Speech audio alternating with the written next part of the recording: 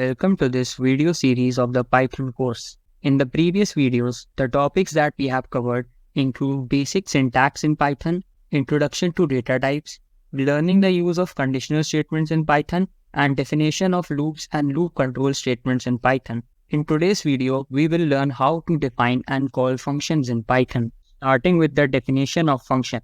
A function in programming is a reusable block of code that performs a specific task. It consists of a set of statements that are executed when the function is called. Functions allow us to break down our program into smaller, more manageable pieces, making our code modular and easier to understand and maintain.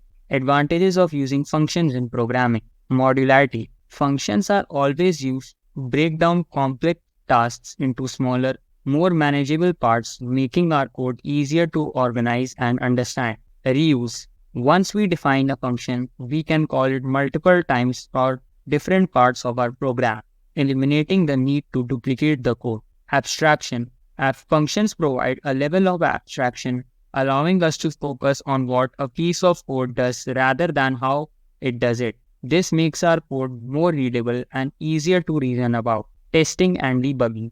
By isolating specific functionalities within functions, it becomes easier to test and debug our code. When we can test each function independently, making it simpler to identify and fix errors. So these were the advantages of using functions in programming. Now we will see how we can define a function in Python.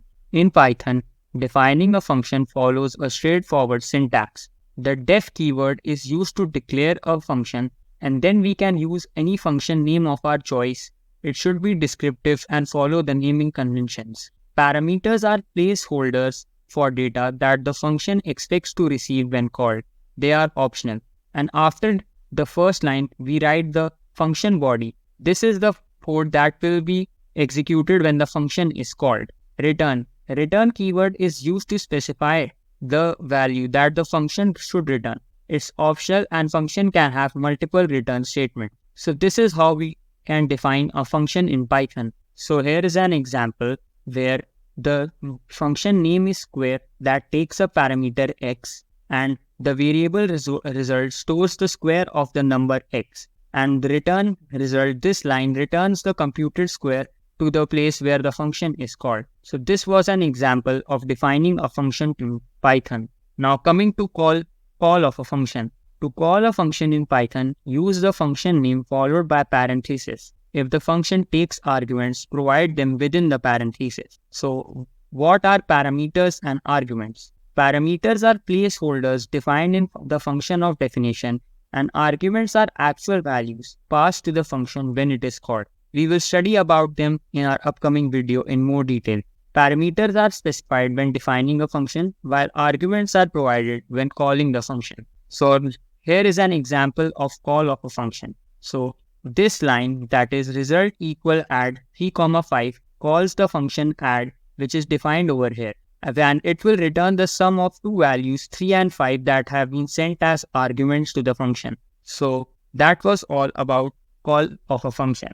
Now we will go to the Google Colab platform, where we will see some practical application of what we have learned today. So we are at the Google Colab platform, and now we will see an example of functions in Python. In this example, we have defined two functions. The first function has name square, and it is used to calculate the square of a function, and it is taking parameter.